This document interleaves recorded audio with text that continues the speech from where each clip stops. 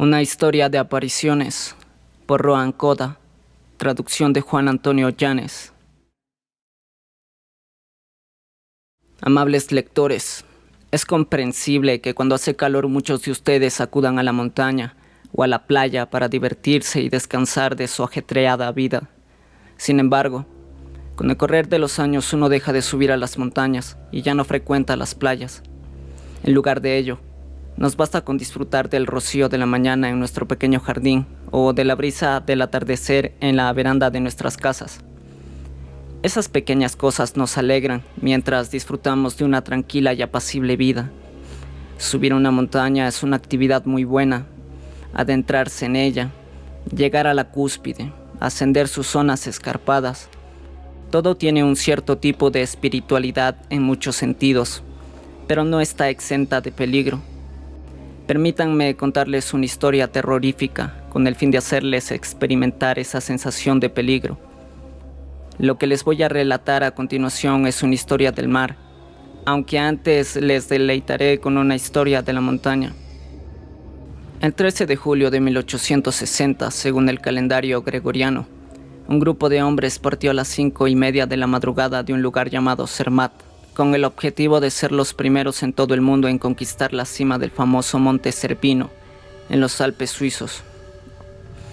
Comenzaron la escalada al amanecer del día 14, y cuando finalmente hicieron cumbre, era la 1:42 de la tarde. Aquella expedición de 8 personas, comandada por el inglés Edward Whymper, célebre autor de las escaladas de los Alpes, se convirtió en la primera en llegar a la cima del Monte Cervino, así que tuvieron la sensación de que los Alpes se rendían ante ellos. No son necesarias más explicaciones, ya que pueden encontrar más detalles leyendo la bitácora de ascensos del Cervino. Había otro grupo, el del italiano Jean-Antoine Carrel, que intentó llegar a la cima, pero se equivocaron de camino, dejando que el grupo del inglés se alzara con toda la gloria. Durante la escalada, en primer lugar, iba Michael Cross, luego Peter Taugwalder, un hombre ya entrado en años, seguido de sus 2 hijos. Después iba Francis Douglas, que ostentaba el título de barón. Lo seguían Douglas Hadow, Charles Hudson y Whymper marchaba al final de la fila. Ese fue el orden en el que ascendieron las 8 personas. El 14 de julio, a la 1:42 finalmente llegaron a la cima del temible Monte Cervino. Una alegría inmensa se apoderó del grupo, que parecía estar tocando el cielo. Poco después emprendieron el camino de regreso. Iban descendiendo con Cross a la cabeza, seguido por Hadow, Hudson, el barón Francis Douglas, el anciano Peter, sus 2 hijos y Whymper en último lugar. Aquellos 8 hombres, que habían alcanzado una hazaña sin precedentes, prosiguieron su camino cautelosos. Una gran ventisca estaba complicando aún más el descenso. Era mucho peor que aquella a la que se habían enfrentado en el camino de ida. Entonces, Hadow, que era el segundo de la fila, probablemente por su poca experiencia en la montaña o por el agotamiento, dio un mal paso. O quizá no fue por eso. Quizá se trataba de un asunto del destino. Resbaló y se chocó con Cross, que iba delante de él. Ocurrió en un lugar escarpado, sin puntos de apoyo por la nieve y el agua. Así que, en un instante, Hadow tiró de Cross, cayendo ambos como si fueran uno solo. Estaban atados por una cuerda que los protegía de los peligros y los mantenía unidos, de manera que, aunque uno cayera, los demás podían mantenerse en pie y poner a salvo al caído. Sin embargo, una caída en un sitio como ese acantilado era demasiado. Así que, al caerse 2, el tercero los siguió al vacío. El barón Francis Douglas, que era el cuarto, también se vio arrastrado hasta el precipicio. La cuerda se tensó y la mitad del grupo quedó colgando, mientras que la otra mitad se mantenía en pie, aguantando el peso de sus compañeros. Finalmente, la cuerda se rompió. Eran las 3 de la tarde en punto, cuando los 4 hombres cayeron de espaldas, al menos 1200 metros hacia ese vacío de hielo y agua. Los otros 4 habían sobrevivido. ¿Pero qué sentirían al ver caer a la profundidad del abismo en la mitad de sus compañeros? Probablemente se quedaron pasmados, como si acabaran de cometer un crimen, o tal vez cayeron en una desesperanza, como si ya estuvieran muertos. Así debió ser. Poco a poco reanudaron la marcha, pero la idea de que en cualquier momento podían ser los siguientes en resbalar y morir no se les iba de la cabeza. Se enfrentaban con un destino que finalmente no fue. A eso de las 6 de la tarde consiguieron llegar a un lugar seguro. Estaban a salvo, pero no dejaban de pensar en los compañeros que momentos antes habían estado con ellos. Por algún motivo que no alcanzaban a comprender, se habían salvado del tirón del espíritu de la montaña. Psicológicamente, todo eso les generaba una extraña sensación. Es imposible que nosotros, que no hemos estado nunca en una situación similar, nos imaginemos lo que sintieron aquellos hombres. Según marcan los registros de Whymper, eran alrededor de las 6 de la tarde.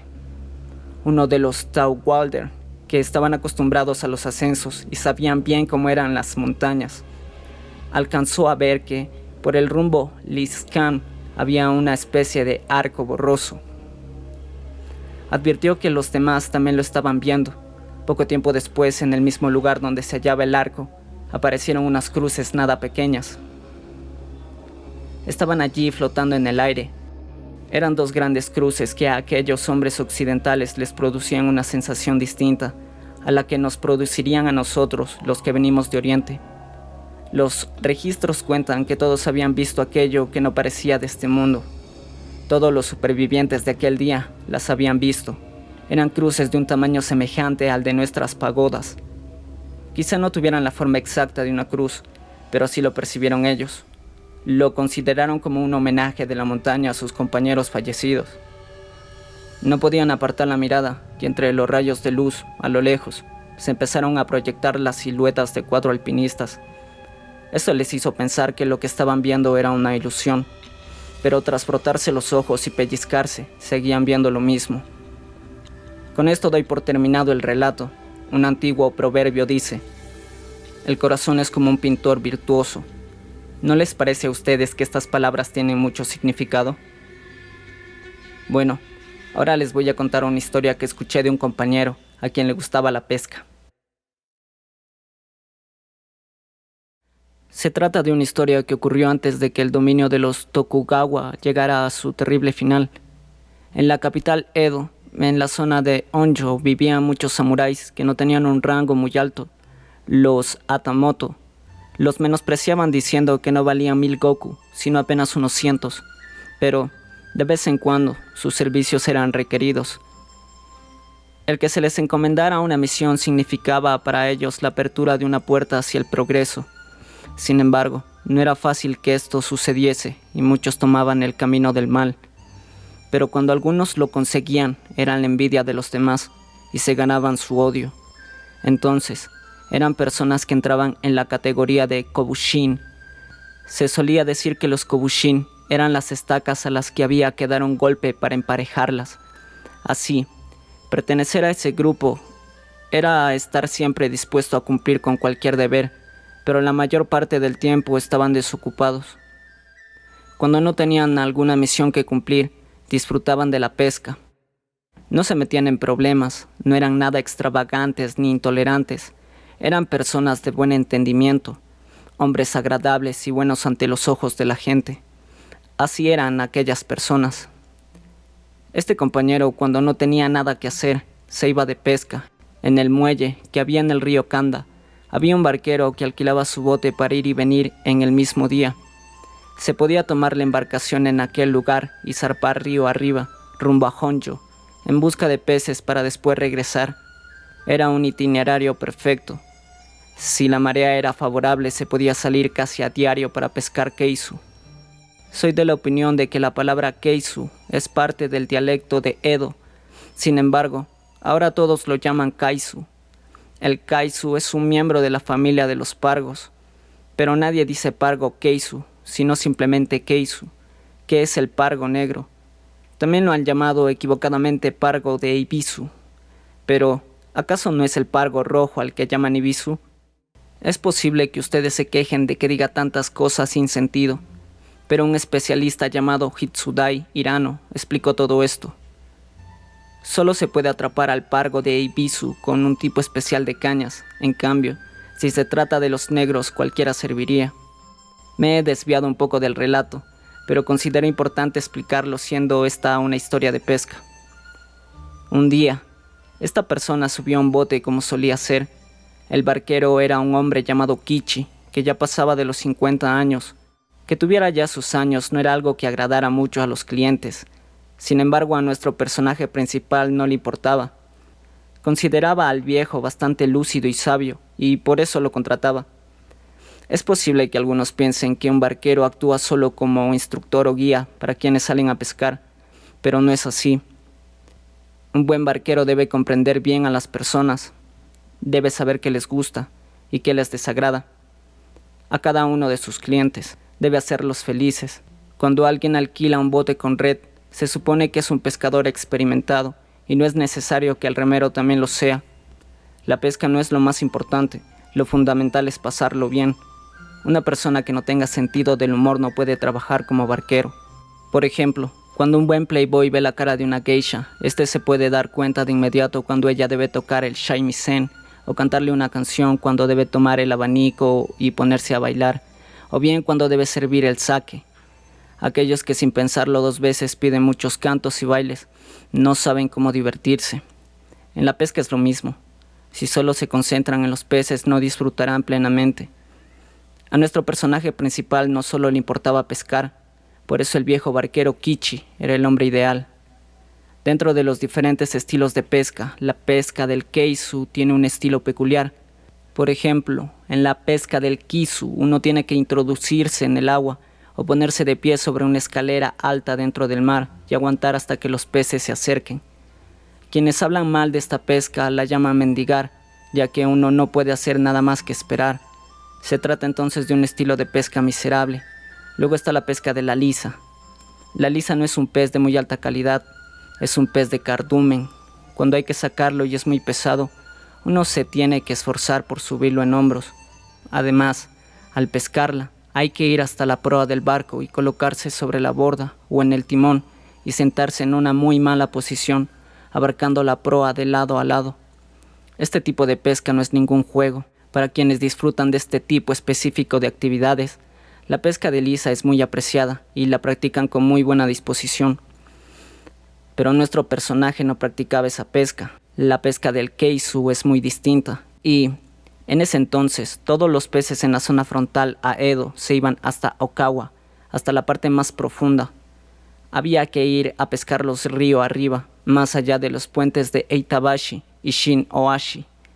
Ocurre además que, para implorar un acto piadoso de la Bodhisattva Kitikarva, las personas arrojaban al río papelillos con plegarias impresas desde el puente Ryokoku. Aquello lastimaba los ojos de las lisas de una forma que no podrían imaginar. Por este motivo, la pesca de lisas en el río, si se hacía en una zona profunda, tenía que hacerse a mano, blandiendo una caña de pescar. Para pescar keisu se acercaba una larga porción del cordel de pesca y se lo sostenía entre los dedos. Cuando uno se cansaba, iba a un costado o al lugar más estrecho del bote, colocaba las barbas de ballena e introducía el hilo entre ellas. Así podía descansar. A esto se le llamaba montar el cordel. Después, iba a la parte del frente y tenía que arreglárselas para colocar sobre las barbas de ballena una campanilla, a la que se llamaba campanilla de pulso. Si la campanilla sonaba, es que alguno había picado. Ahora todo es diferente. La pesca en el río Okawa ha desaparecido por completo. Ya nadie sabe lo que eran las campanillas para la pesca de keisu, pero en ese momento aún se podía pescar fácilmente. Precisamente por eso, el personaje de nuestra historia había perdido el interés por ir a pescar todos los días desde Honjo a Okawa, ya que estaba demasiado cerca y era demasiado fácil. No era la pesca de pulso en el río con la que disfrutaba, sino hacerlo con su caña en el mar. Aquel tipo de pesca también tenía su arte. A finales de la era Meiji existía la pesca ataki. Esta consistía en ir hasta Odaiba y pescar con un anzuelo donde rompían las olas. Mientras recibían el viento del sur, la gente acostumbraba a echar la camada, blandiendo la caña entre la blanca espuma de las olas que rompían. Se trataba de una pesca que, aunque era muy laboriosa, permitía sacar algún pez que otro. Ese tipo de pesca no se podía practicar antes de que Odaiba existiera. Ahora hay una forma de pescar en la reja de los diques, pero esa también es una modalidad de pesca agotadora. Cuando la pesca requiere de extrema concentración, deja de ser elegante y puede convertirse en algo extenuante como pasatiempo. Había otro tipo de pesca, no tan antiguo y que se llevaba a cabo en canales o en sus alrededores. Por eso se le llamaba pesca en canal.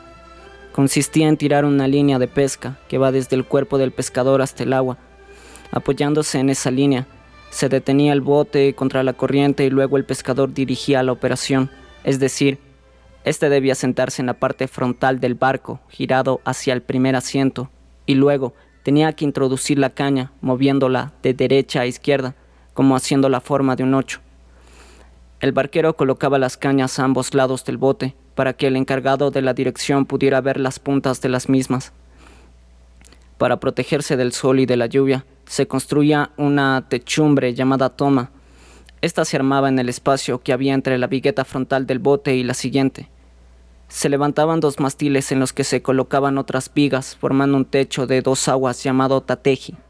En este, sobresalían un poco los tablones de madera a la izquierda y a la derecha, y entre una intersección y la otra había un espacio suficiente para guardar la caña de pescar de bambú.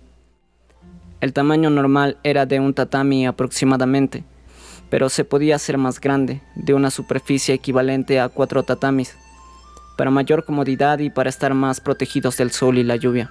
La superficie bajo esa techumbre se llamaba ionoma.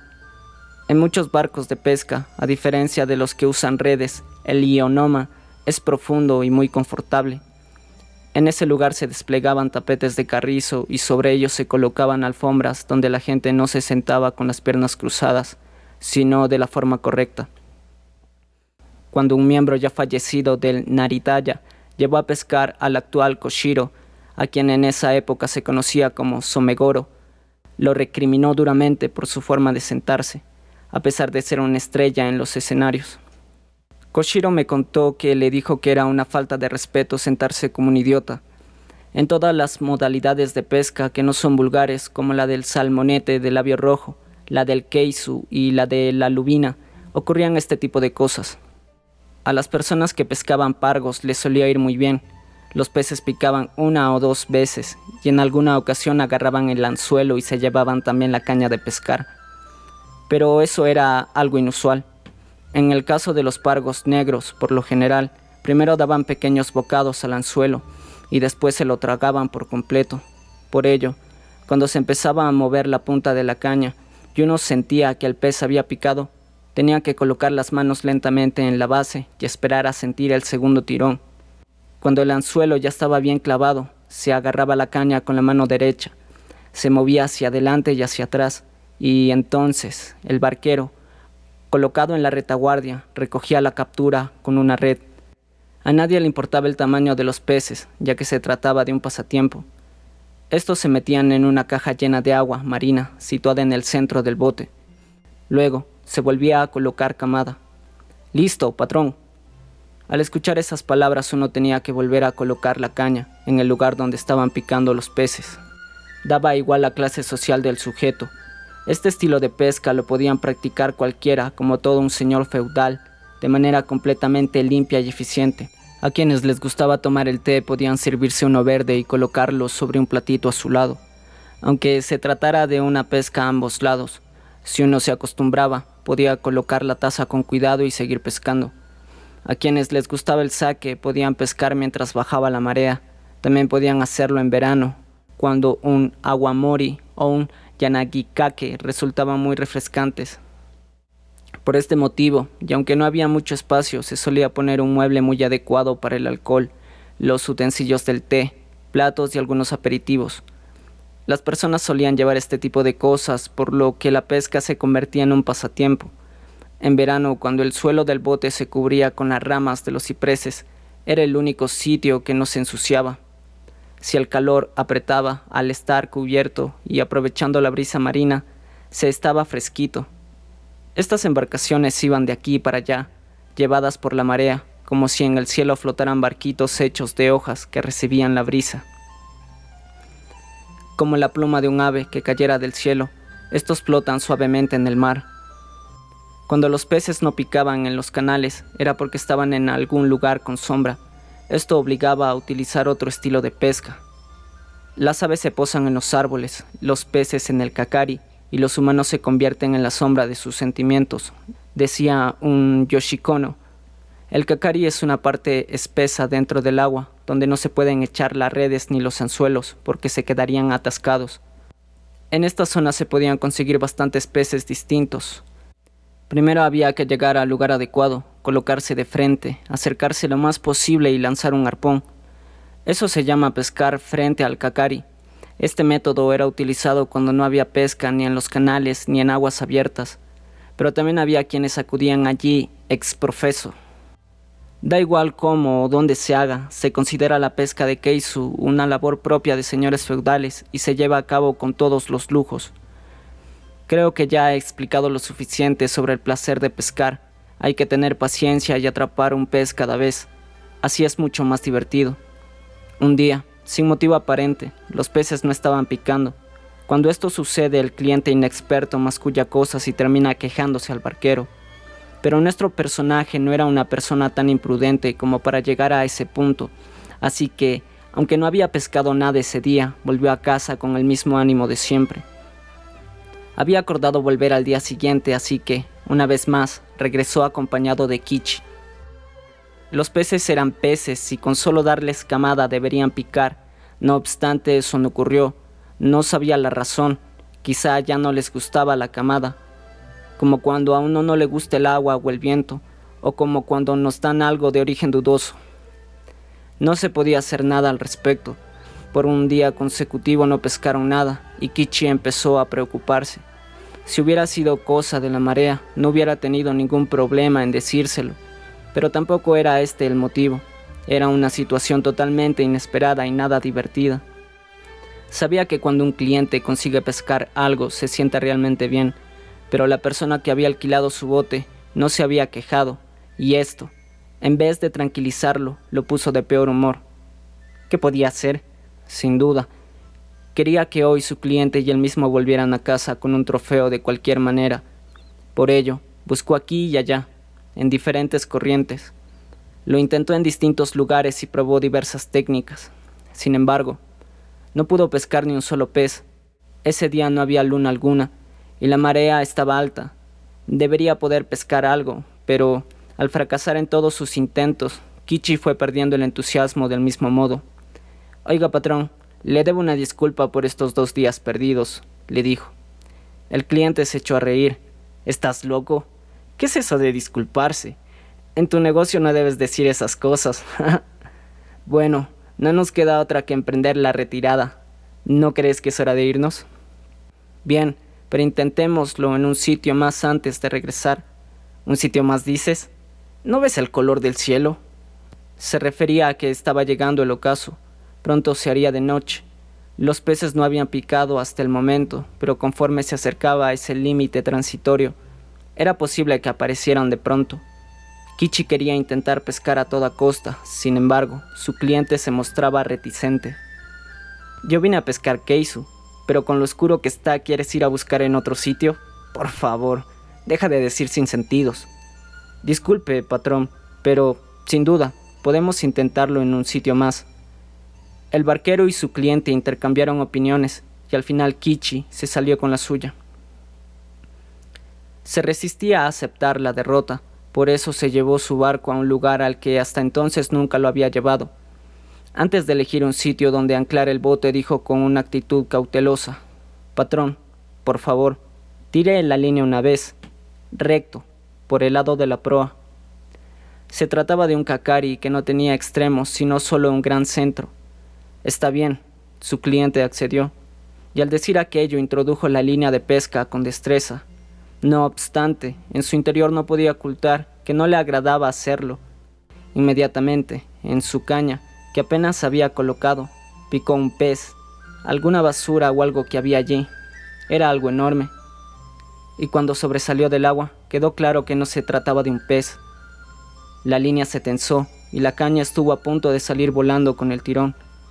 Rápidamente, el hombre la agarró por la base y tiró de manera que la caña se puso en posición vertical.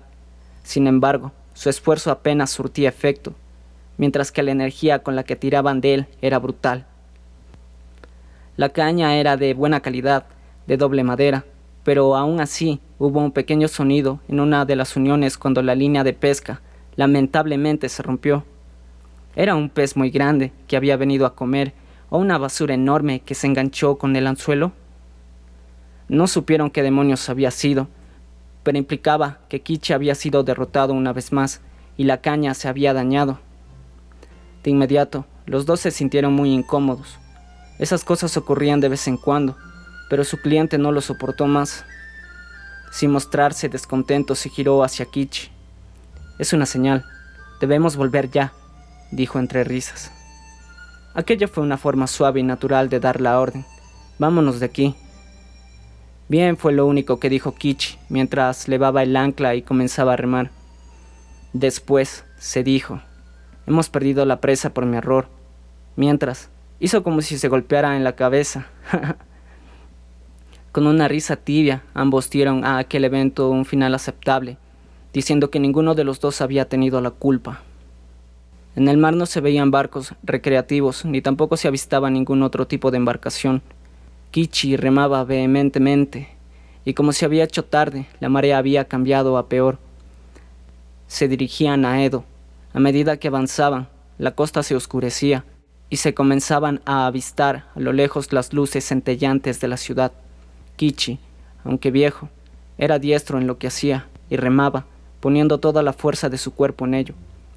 El tejado estaba corrido, y el barco seguía simplemente avanzando.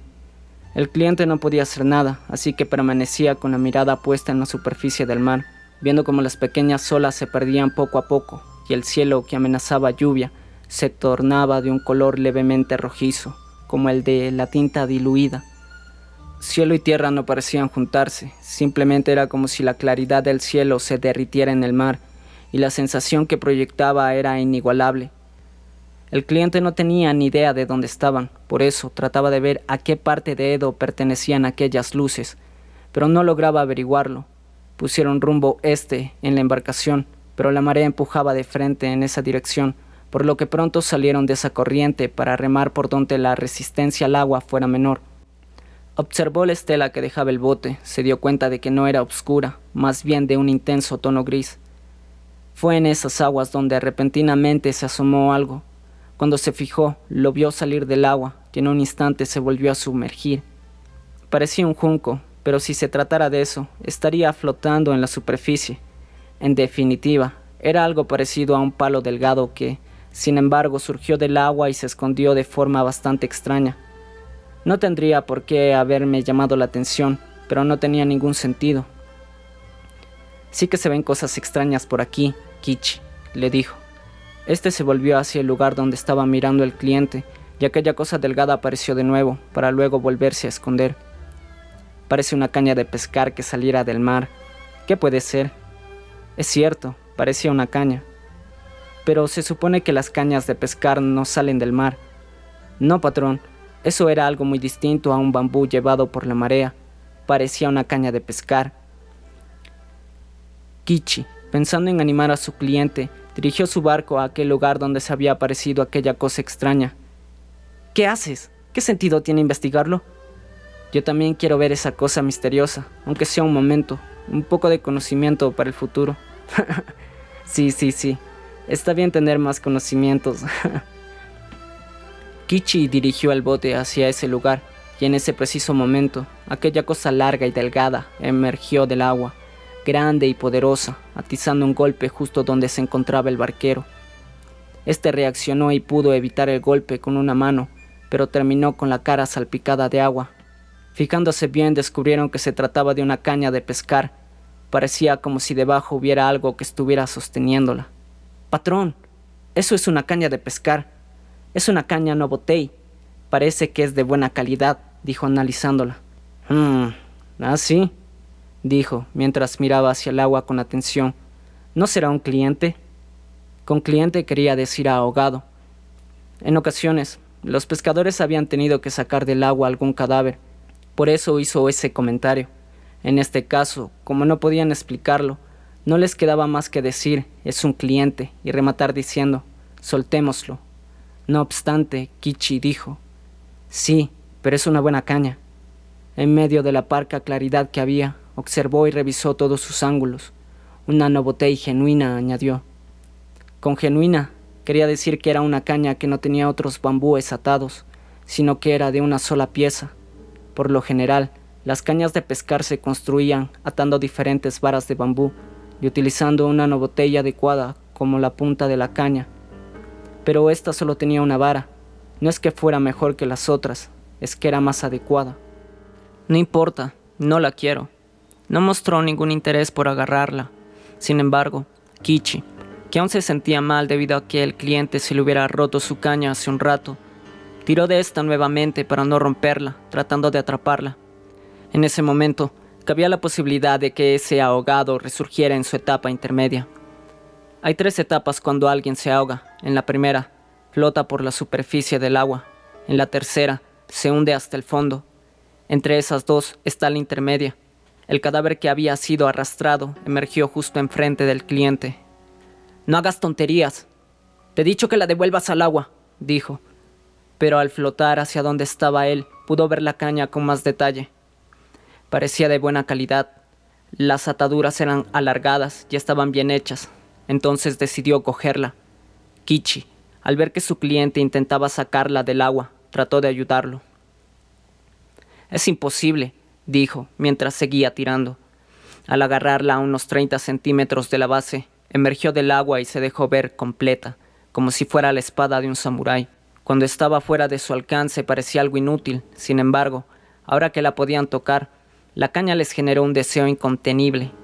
Intentaron liberarla 2 o 3 veces, pero el cuerpo la tenía asida con tanta fuerza que no se la podían arrancar. Cada vez pesaba más. El cliente era gordo, sus cejas eran largas y delgadas, los lóbulos de sus orejas eran grandes y su cabeza completamente calva. Se trataba de un hombre de unos 60 años.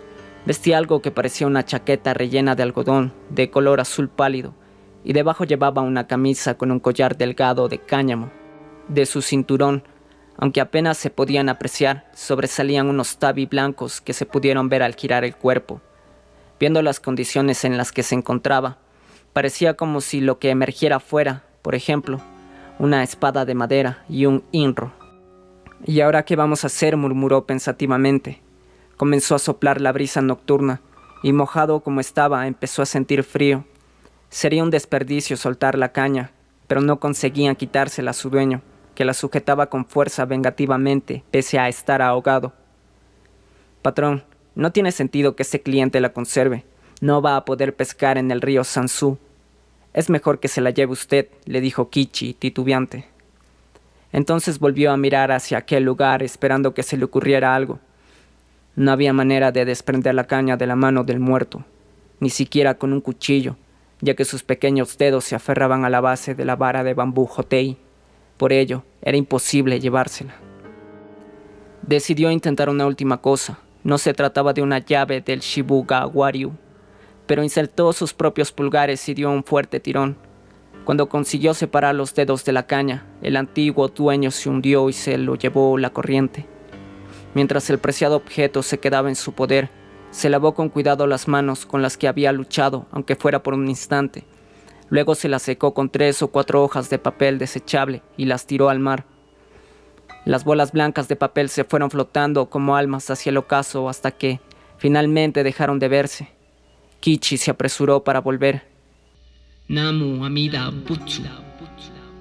Namu Amida Butsu. Namu Amida Butsu. ¿Qué fue todo eso? No cabe duda de que se trataba de alguien que estaba pescando en la playa. Sí, tiene razón. Nunca había visto nada semejante. Si estaba pescando desde la playa, puede ser que fuera arrastrado desde Onjo, Fukugawa, Manabegashi o bien desde Manen. Puede que incluso más arriba, desde Mukojima o incluso más al norte. Claro, qué intuición más buena tiene. ¿Qué dice? Eso no es nada. Debió sufrir una parálisis. Cuando uno está pescando en un lugar inapropiado en la orilla y se pone en cuclillas, lo más habitual cuando pica un pez grande es que uno tire y se quede paralizado. Y ese es el fin. Por eso, desde hace mucho se dice que las personas propensas a la parálisis no deben practicar la pesca en la ribera, si no es un sitio llano. Aunque claro, ningún sitio es bueno para sufrir una parálisis. ¿Habría sido eso lo que le ocurrió? Sin decir nada más, continuaron el camino de regreso. Al llegar al lugar desde donde siempre solían zarpar, cuando el cliente se disponía a regresar a su casa con la caña, Kichi le dijo: «¿Qué piensa hacer mañana, patrón?» «Tenía planeado pescar, pero creo que te dejaré descansar». «No diga eso. Si no llueve, lo estaré aquí esperando». «Está bien», dijo y se despidió. Amaneció lloviendo intensamente. Claro, se estaba preparando tormenta. Por eso no hemos pescado nada estos últimos días. Puede que incluso hubiera marea roja.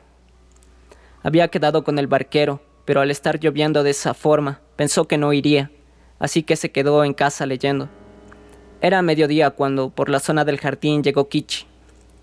«Buenas tardes, patrón. No sabía si iba a salir usted hoy, así que he venido a buscarlo. Esta lluvia no tardará en cesar y he traído el bote. ¿Me deja que lo acompañe?» «Está bien. Gracias por venir. Hemos perdido el tiempo estos 3 días, y para rematar, ¿no crees que lo de ayer fue muy extraño? Encontrar una caña es un buen augurio para un pescador». «No quiero salir mientras siga lloviendo. Vamos a entretenernos con algo hasta que amaine». «De acuerdo. ¿Dónde está, patrón?» «¿Te refieres a la caña?» «La puse allí fuera, sobre el dintel». Kichi fue a la parte trasera y trajo un poco de agua en una vasija para el aseo. Después limpió la caña en profundidad. Ahora parecía incluso de mayor calidad. Ambos la contemplaron con detenimiento. Quizá al haber estado tanto tiempo sumergida, el agua habría penetrado en ella, volviéndola muy pesada. Pero no parecía que fuera así. Debía haber sido tratada con algún método especial, y por eso no se había mojado por dentro. Entonces encontraron algo en su contorno que la hacía diferente a las demás. Revisaron el extremo, el lugar donde se sostenía la línea de pesca. Era evidente que se trataba de la caña de alguien que no era un profesional. Sin embargo, era un trabajo bastante logrado. Había unos pequeños agujeros en la base, y parecía que escondía algo en su interior. Aparte de eso, no encontraron nada más. «Es una buena caña, aunque muy extraña. Nunca había visto una Novotei tan ligera y en tan buen estado». «Tiene razón, las Novotei suelen ser pesadas, y eso no le gusta a la gente. Pero, para aligerarlas, se utiliza una técnica en la que se hacen unas pequeñas incisiones en la planta antes de cortarla. Así no recibe la nutrición suficiente y se consigue un bambú más ligero. Las incisiones se hacen en el lado derecho si la caña es para un diestro, en el lado izquierdo si es para un zurdo, y en ambos lados si se quiere preparar para ambidiestros». «Sí, pero el bambú desnutrido tiene otro aspecto. No parece que este haya sido tratado así. Está impecable. ¿Cómo lo habrán hecho? ¿Existirán unos bambúes así en la naturaleza?» «Los pescadores buscan los tallos más apropiados para conseguir que la pesca sea mejor. Para ello, van a los bosquecillos donde crece el bambú, y después de examinarlo, acuerdan la compra y logran que crezca como ellos quieren. En tiempos de la dinastía Tang, existía un bonzo llamado Wen Tingyun. Era un verdadero libertino arrogante, una persona de comportamiento reprobable y sin remedio. Sin embargo, en la pesca era muy hábil. Él mismo se introducía en la arboleda, propiedad de un señor llamado Hai, y buscaba un buen bambú para hacerse su propia caña.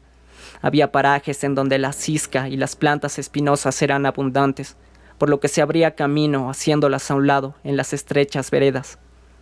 Buscaba los de mayor belleza, los examinaba uno por uno. En la época Tang se practicaba muchísimo la pesca y el estanque Seiji era un lugar ideal, y todavía lo sigue siendo.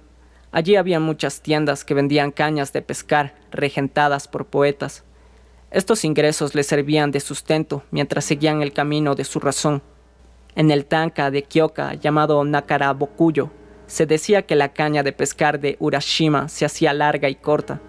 Una caña de bambú negro nunca sería apreciada, y una caña con 34 nodos era admirable. Siempre hay que poner pasión en todo lo que se hace. Mientras la atención de ambos se iba centrando poco a poco en aquella caña, empezaron a comprender por qué aquel hombre no la dejaba ir ni muerto. Este tipo de bambú no se encuentra por la zona. Es posible que provenga de alguna otra región, pero traer algo que mide más de 3 metros no es tan fácil. No sé, tal vez haya sido un Ronin, al que le dio una parálisis cuando estaba haciendo lo que más le gustaba. En cualquier caso, es una muy buena caña», dijo Kichi. Oye, tal vez su ropa se enredó de alguna forma con el cordel de la caña. Es posible. Esta mañana, cuando estuve observándolo, me pregunté si no sería eso lo que le pasó a ese hombre. ¿Por qué? Porque estaba atado al estilo dandamboso. Ya sabe que esa forma implica que la parte del inicio es gruesa y luego se va haciendo cada vez más delgada. Esta incómoda técnica se da en provincias como Kaju, donde pescan truchas con mosca. Cuando lo hacen, tienen que arrojarla con destreza sobre el agua, de manera que primero caiga el hilo y después la mosca. Si no lo hacen así, los peces no se acercan, por eso manufacturan el hilo al estilo dandamboso. ¿Cómo lo hacen? Cortan con unas tijeras el pelo de la cola de un potro de color blanco. A eso le van untando el tofu hasta que quede comprimido y sin ningún resto. Repiten este proceso 16 veces más y los juntan todos. Después toca ir disminuyéndolos. Se coloca contra una superficie, se apoya la mano encima y se mueve por la derecha, después por la izquierda y finalmente por el centro, hasta conseguir que quede un solo hilo compuesto de varios más. Lo sé porque me lo contó alguien que era de Kashu. Las personas del oeste son meticulosas y por eso lo hacen muy bien. Es como una partida de ajedrez japonés. Esta caña no fue hecha para atrapar ayu. Su cordel es de fibra de seda y está muy bien reducido. Aquel hombre experimentó también las vicisitudes propias de la pesca, hasta elegir el lugar apropiado para tirar la línea. La pesca desde tierra no es una excepción. Él lanzaba el anzuelo desde cualquier lugar y luego lo arrastraba. Para ser más ágil en la pesca y evitar que se rompiera la caña, dejaba la opción de cortar el hilo. Y así lo hacía. La lanzaba en cualquier lugar y, si nada picaba, cortaba el cordel y volvía a atar el anzuelo. Así podía verse claramente los lugares donde ponía el dandamboso. Pero cuidaba tanto su caña que habría muerto por ella. La quería hasta ese límite y no era difícil de entender. Mientras almorzaban, uno en el cuarto y otro en la cocina, la lluvia cesó. Aunque ya era tarde, a la voz de salgamos y vámonos, ambos se pusieron en marcha. Por supuesto, se llevaron consigo la caña y al llegar al lugar de la pesca, el hombre puso la camada en el dandamboso. La lluvia era intermitente mientras pescaban, pero lo importante era que los peces estaban picando. Hicieron tantas capturas que se les volvió a hacer tarde, y al igual que el día anterior, el ocaso los sorprendió. Consideraron que ya era suficiente, así que desprendieron el sedal de la punta para guardarlo, colocaron la caña sobre la techumbre y emprendieron el camino de regreso. Pronto comenzaron a divisar las lucecillas de Edo. El cliente, recordando los hechos del día anterior, pensó en dar a la caña el nombre de rompededos, dado que para obtenerla hubo que romperle los dedos a su dueño. Kichi estaba dando paladas vehementemente, tanto que una de las bisagras del remo se quebró. Cuando eso sucedía, la tarea se volvía bastante más difícil. Lo que hizo entonces fue sustituir la pieza rota por un cazo con mango largo que tenía frente a él y lo utilizó para remar. Para ello, torció el cuerpo de una forma poco natural y lo colocó en el lugar donde iba la clavija. Esto es algo que suelen hacer los barqueros de la bahía de Edo, no así los barqueros de otras provincias. Al torcer el cuerpo, él golpeaba el agua yendo desde arriba hacia abajo, y al hacerlo, quedaba girado boca arriba. Realizaba ese proceso con destreza, como si fuera una postal de ukiyo-e. Cuando Kichi volvió a su posición original, pudo darse cuenta de que, al igual que el día anterior, en el este se avistaba algo que parecía ser un junco. «¿Eh?», dijo Kichi, al mirar en aquella dirección, y su cliente, que estaba sentado, se giró también. Un bambú se asomaba y se escondía en el agua cada vez más oscura, como ocurrió el día anterior. Supo lo que era de inmediato. Ambos se miraron buscando en los ojos del otro una explicación para lo que estaban pasando. Comenzaba a soplar la tibia brisa marina desde el este. Kichi se recompuso y habló. «¿Pero qué? No es posible que ocurra lo mismo otra vez. Tenemos la caña, no puede ser nada importante». Cuando uno ve algo misterioso, tiene que enfrentarse a ello con valentía, y con esa intención pronunció aquellas palabras. Era una forma de sentir alivio. El barquero se agachó un poco, su cliente levantó la cabeza y vio la oscuridad que se cernía sobre ellos. La caña debería estar en el techo, pero no podía verse a simple vista. Ambos hombres cruzaron la mirada. Sus rostros estaban llenos de extrañeza, y en sus ojos podía vislumbrarse el terror producido por algo que no era de este mundo. El hombre se levantó a buscar la caña. Allí estaba. La tomó entre sus manos. Namu Amida Butsu, Namu Amida Butsu. Rezó devolviéndola al mar. 1938.